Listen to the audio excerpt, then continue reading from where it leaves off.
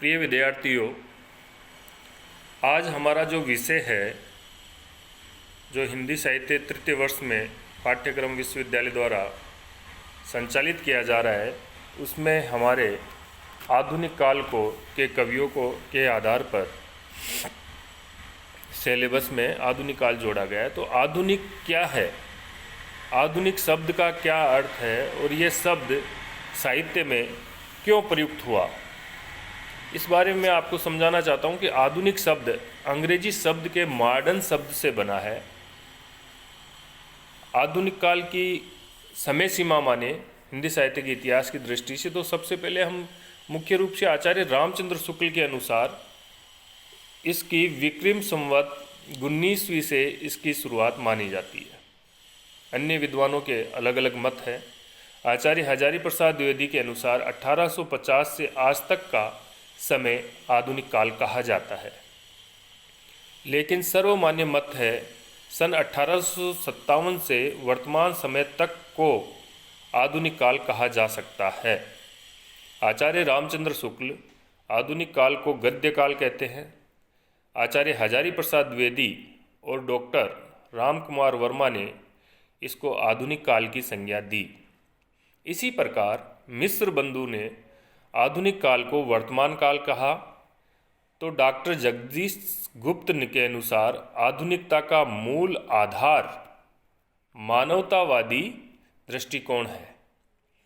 आधुनिक काल में गद्य का बहुमुखी विकास हुआ था।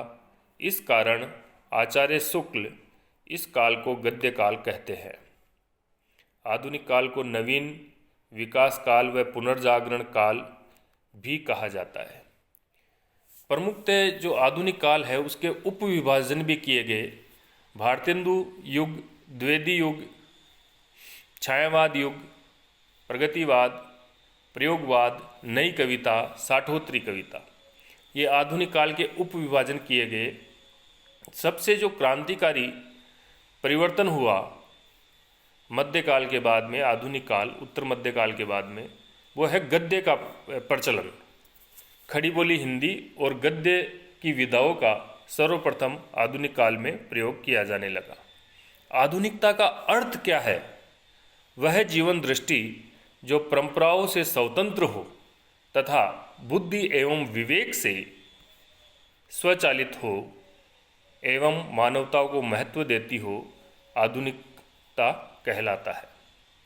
वह साहित्य जो पिछली परंपराओं से स्वतंत्र हो तथा बुद्धि एवं विवेक के सहारे मानव को महत्व देता हो, आधुनिक काल का साहित्य कहलाता है।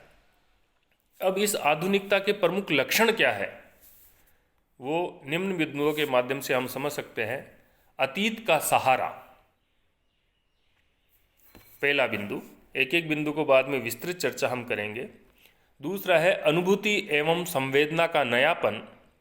तीसरा है धर्म, साहित्य और दर्शन के क्षेत्र में नवीन दृष्टिकोण। और चौथा है प्रगतिशीलता। पांचवा सुधारवादी भावना। और छठवा नए भावबोध। और आधुनिक काल का उदय क्यों हुआ, कौन से हेतुक थे, कौन से कारण थे कि आधुनिक काल का उदय हुआ, या आधुनिकता के उदय के कारण क्या है। तो उसमें सबसे पहले हम लेंगे सामाजिक सुधार, ईसाई धर्म का प्रचार प्रसार, औद्योगिकीकरण, अंग्रेजी के स्कूल कॉलेजों की स्थापना, राजनीतिक परिस्थितियां एवं पुनर्जागरण। इस प्रकार हम आधुनिक शब्द को इन बिंदुओं के माध्यम से समझ सकते हैं।